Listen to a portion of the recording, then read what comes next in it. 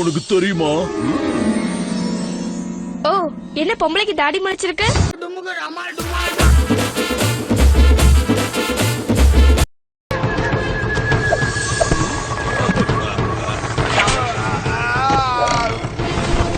என்ன இப்படி சிலுக்கு மாதிரி ஆகிட்டீங்களே.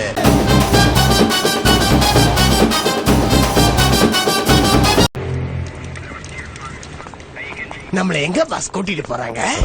விருந்து வைக்க மாமியார் வீட்டுக்கு.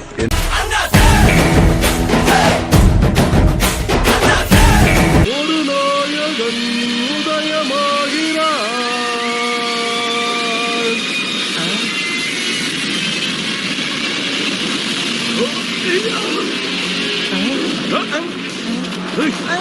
சும்மா ஒரு பப்ளிசிட்டிக்கு தான் இதெல்லாம்.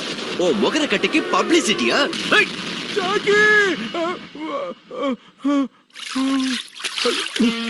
நேர்ல மாட்டினா தான் உதைக்கிறான்னு பார்த்தா கனவுல வந்து உதைக்கிறானே.